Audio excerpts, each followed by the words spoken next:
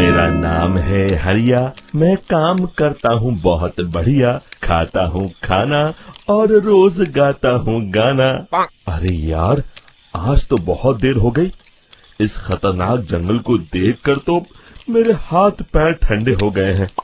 अगर मैं वक्त पर गांव नहीं पहुंचा तो मालिक बहुत नाराज हो जाएंगे।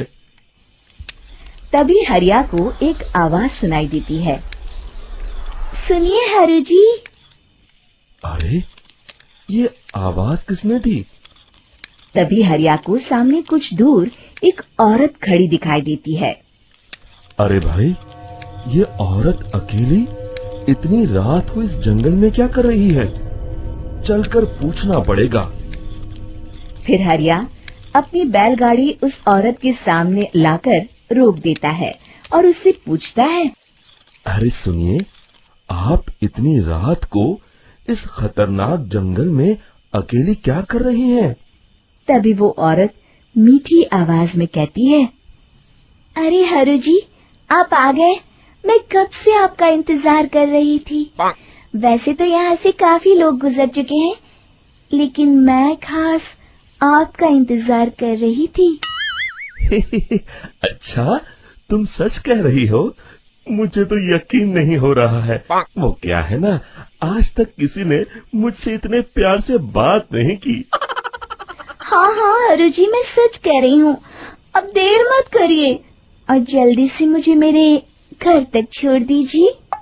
हाँ हाँ, कौन सी बड़ी बात है, अभी छोड़ देता हूँ। आप मेरे पीछे बैलगाड़ी में बैठ जाइए और मुझे रास्ता बताते चलिए। फिर वो औरत हरिया की बैलगाड़ी में बैठ जाती है और हरिया बैलगाड़ी हाँकता हुआ आगे चल पड़ता है। फिर उस औरत के बताए हुए रास्ते पर चलते चलते हरिया बैलगाड़ी लेकर एक काली गुफा के आगे आकर रुक जाता है। हरिया उस औरत से पूछता है, हाँ देवी जी, आपका घर कहाँ है? यहाँ तो एक गुफा के अलावा और कुछ नहीं है। तभी अचानक वो औरत हवा में उड़ने लगती है। देखते ही देखते उसका सुंदर रूप एक डरावनी चुड़ैल में बदल जाता है और वो जोर जोर से हंसती है। अरे तू तो एक नंबर का बेवकूफ निकला। तू तो बड़ी आसानी से मेरी बातों में आ गया। अरे मर गया रे, ये तो एक चुड़ैल है। हे भगवान बचा ले, ये तो बड़ी डरावनी दिखाई दे रही है।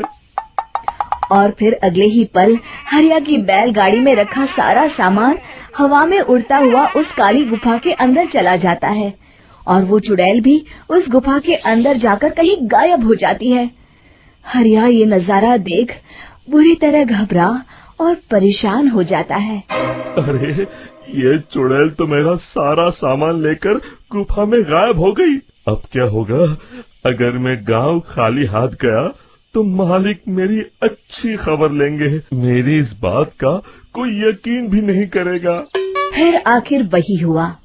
हरिया के मालिक चंपक सेठ को हरिया की किसी भी बात पर रत्ती भर भी यकीन नहीं हुआ। चंपक सेठ को लगा हरिया झूठ बोल रहा है और उसने ही लालच में आकर सारा सामान हड़प कर लिया है। फिर हरिया को बेईमान समझकर चंपक सेठ उसे काम से निकाल देता है। अगले दिन अपनी दुकान में परेशान बैठा चंपक सेठ गुस्से में बड़बड़ाता है। अरे, दुकान में तो सामान बिल्कुल भी नहीं है। अब मुझे ही शहर जाकर सामान लाना होगा। फिर वो अपनी बैलगाड़ी लेकर शहर चला जाता है। शहर से सामान लेकर जब चंपक सेठ वापस गांव लौट रहा होता है, तभी उसे एक आवाज सुनाई देती है। चंपक जी, ओ चंपक जी। अरे, ये तो कोई मेरा नाम लेकर मुझे पुकार रहा है। फिर उस रास्ते में वही औरत खड़ी दिखाई देती है। फिर क्या था, हरिया की तरह चंपक सेठ भी उस औरत के पास अपनी बैलगाड़ी लेकर जाता है और वो भी उसकी चिकनी चुपड़ी बातों के मुंह जाल में फंस जाता है। फिर चुड़ैल उसे भी अपनी गुफा तक ले जाती है और उसका सारा सामान लेकर गुफा में गायब हो जाती है। बेचारा चंपक सेठ लाचार होकर खाली हाथ गांव लौट आता है। फिर ये उस जंगल में रोज की बात हो जाती है। जो कोई भी शहर से कुछ लेकर गांव की तरफ लौटता, वो चुड़ैल उसे बेवकूफ बनाकर उसका सारा सामान लेकर गुफा में गायब हो जाती। एक दिन हरिया एक लकड़हारे को उसी जंगल की तरफ जाते हुए देखता है। फिर हरिया उसे रोकते हुए कहता है, अरे भाई, क्यों अपनी मौत को दावत दे रहे हो? मेरी बात मानो, आगे जंगल में मत जाओ, वहाँ एक बड़ी भयानक चुड़ैल रहती है। लकड़हारा हरिया की बातों को नजरअंदाज करते हुए कहता है, अरे भाई, मुझे पहले ही बहुत देर हो चुकी है, मुझे जाने दो भाई। शाम तक लकड़ियाँ काट कर शहर के बाजार में बेचना है।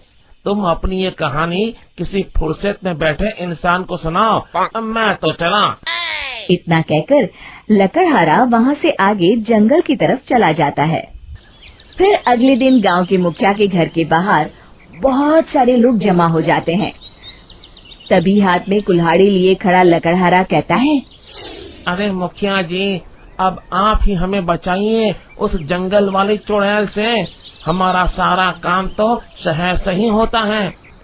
अरे मुखिया जी, उस चुड़ैल की वजह से तो मैं पूरी तरह बर्बाद हो गया हूँ। हम सबको मिलकर उस चुड़ैल का कोई इलाज करना पड़ेगा।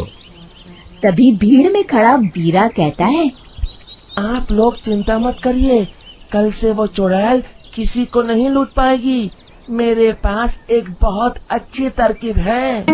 तभी चंपक सेठ उसका मजाक उड़ाते हुए कहता है, अरे तेरा नाम वीरा है तो क्या हुआ?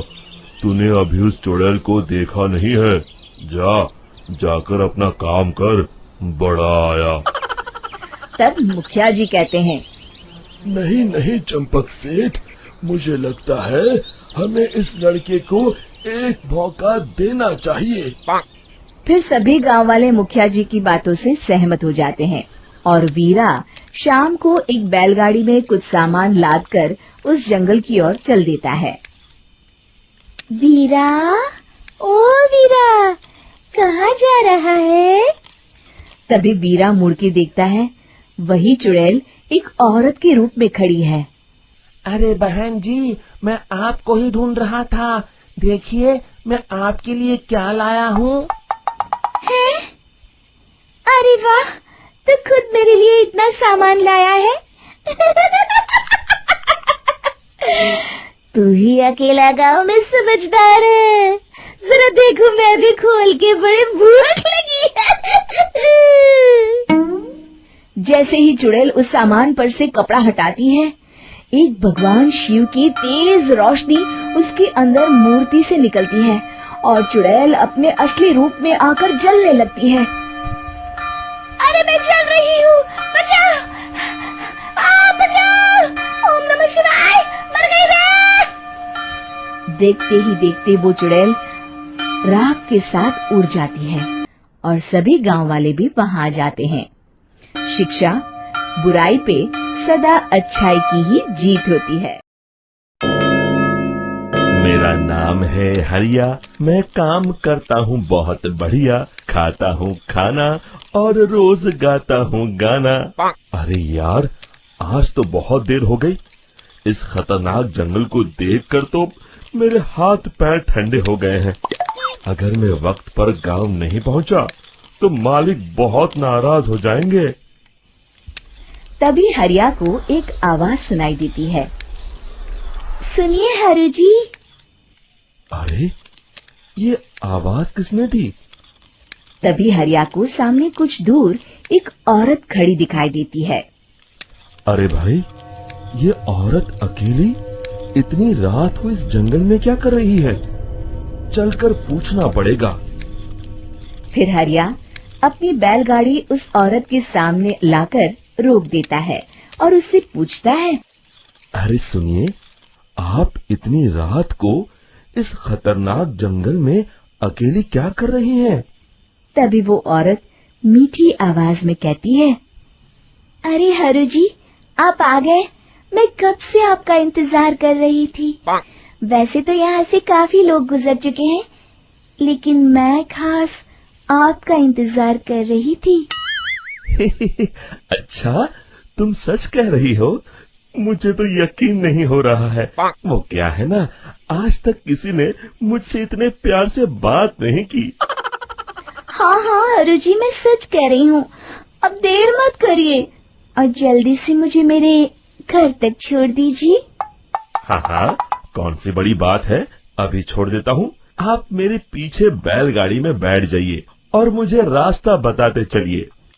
फिर वो औरत हरिया की बैलगाड़ी में बैठ जाती है और हरिया बैलगाड़ी हाँकता हुआ आगे चल पड़ता है।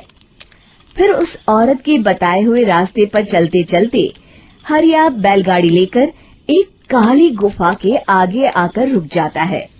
हरिया उस औरत से पूछता है, हाँ देवी जी, आपका घर कहाँ है? यहाँ तो एक गुफा के अलावा और कुछ नहीं है। तभी अचानक वो औरत हवा में उड़ने लगती है।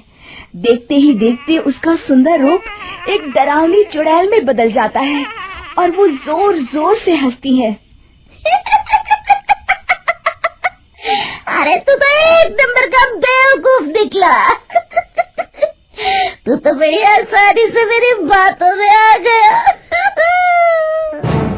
अरे मर गया रे, ये तो एक चुड़ैल है। हे भगवान बचा ले, ये तो बड़ी डरावनी दिखाई दे रही है। और फिर अगले ही पल हरिया की बैलगाड़ी में रखा सारा सामान हवा में उड़ता हुआ उस काली गुफा के अंदर चला जाता है और वो चुड़ैल भी उस गुफा के अंदर जाकर कहीं गायब हो जाती है। हरिया ये नजारा देख बुरी तरह घबरा और परेशान हो जाता है। अरे ये चुड़ैल तो मेरा सारा सामान लेकर गुफा में गायब हो गई। अब क्या होगा? अगर मैं गांव खाली हाथ गया तो मालिक मेरी अच्छी खबर लेंगे। मेरी इस बात का कोई यकीन भी नहीं करेगा। फिर आखिर वही हुआ। हरिया के मालिक चंपक सेठ को हरिया की किसी भी बात पर रत्ती भर भी यकीन नहीं हुआ। चंपक सेठ को लगा हरिया झूठ बोल रहा है और उसने ही लालच में आकर सारा सामान हड़प कर लिया है। फिर हरिया को बेईमान समझकर चंपक सेठ उसे काम से निकाल देता है। अगले दिन अपनी दुकान में परेशान बैठा चंपक सेठ गुस्से में बड़बड़ाता है, अरे दुकान में तो सामान बिल्कुल भी नहीं है। अब मुझे ही शहर जाकर सामान लाना होगा। फिर वो अपनी बैलगाड़ी लेकर शहर चला जाता है। शहर से सामान लेकर जब चंपक सेठ वापस गांव लौट रहा होता है, तभी उसे एक आवाज सुनाई देती है, चंपक जी, ओ चंपक जी। अरे ये तो कोई मेरा नाम लेकर मुझे पुकार रहा है। फिर उस रास्ते में वही औरत खड़ी दिखाई देती है। फिर क्या था, हरिया की तरह चंपक सेठ भी उस औरत के पास अपनी बैलगाड़ी लेकर जाता है और वो भी उसकी चिकनी चुपड़ी बातों के मुंह जाल में फंस जाता है। फिर चुड़ैल उसे भी अपनी गुफा तक ले जाती है और उसका सारा सामान लेकर गुफा में गायब हो जाती है। बेचारा चंपक सेठ लाचार होकर खाली हाथ गांव लौट आता है। फिर ये उस जंगल में रोज की बात हो जाती है। जो कोई भी शहर से कुछ लेकर गांव की तरफ लौटता, वो चुड़ैल उसे बेवकूफ बनाकर उसका सारा सामान लेकर गुफा में गायब हो जाती। एक दिन हरिया एक लकड़हारे को उसी जंगल की तरफ जाते हुए देखता है। फिर हरिया उसे रोकते हुए कहता है, अरे भाई, क्यों अपनी मौत को दावत दे रहे हो? मेरी बात मानो, आगे जंगल में मत जाओ। वहाँ एक बड़ी भयानक चुड़ैल रहती है। लकड़हारा हरिया की बातों को नजरअंदाज करते हुए कहता है, अरे भाई, मुझे पहले ही बहुत देर हो चुकी है, मुझे जाने दो भाई। शाम तक लकड़ियाँ काट कर शहर के बाजार में बेचना है। तुम अपनी ये कहानी किसी फुर्सत में बैठे इंसान को सुनाओ, मैं तो चला। इतना कहकर लकड़हारा वहाँ से आगे जंगल की तरफ चला जाता है। फिर अगले दिन गांव के मुखिया के घर के बाहर बहुत सारे लोग जमा हो जाते हैं। तभी हाथ में कुल्हाड़ी लिए खड़ा लकड़हारा कहता है, अरे मुखिया जी, अब आप ही हमें बचाइए उस जंगल वाली चुड़ैल से। हमारा सारा काम तो शहर से ही होता है। अरे मुखिया जी, उस चुड़ैल की वजह से तो मैं पूरी तरह बर्बाद हो गया हूँ। हम सबको मिलकर उस चुड़ैल का कोई इलाज करना पड़ेगा। तभी भीड़ में खड़ा वीरा कहता है, आप लोग चिंता मत करिए, कल से वो चुड़ैल किसी को नहीं लूट पाएगी। मेरे पास एक बहुत अच्छी तरकीब है। तभी चंपक सेठ उसका मजाक उड़ाते हुए कहता है, अरे तेरा नाम वीरा है तो क्या हुआ? तूने अभी उस चुड़ैल को देखा नहीं है? जाकर अपना काम कर, बड़ा आया। तब मुखिया जी कहते हैं, नहीं चंपक सेठ, मुझे लगता है हमें इस लड़के को एक मौका देना चाहिए। फिर सभी गांव वाले मुखिया जी की बातों से सहमत हो जाते हैं और वीरा शाम को एक बैलगाड़ी में कुछ सामान लादकर उस जंगल की ओर चल देता है। वीरा, ओ वीरा, कहाँ जा रहा है? तभी वीरा मुड़ के देखता है, वही चुड़ैल एक औरत के रूप में खड़ी है। अरे बहन जी, मैं आपको ही ढूंढ रहा था। देखिए, मैं आपके लिए क्या लाया हूँ। हैं? अरे वाह, तो खुद मेरे लिए इतना सामान लाया है।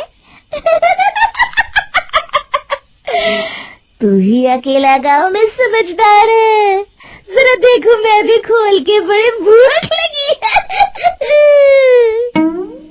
जैसे ही चुड़ैल उस सामान पर से कपड़ा हटाती है, एक भगवान शिव की तेज रोशनी उसके अंदर मूर्ति से निकलती है और चुड़ैल अपने असली रूप में आकर जलने लगती है। अरे मैं जल रही हूँ, बचाओ! बचाओ! ओम नमः शिवाय!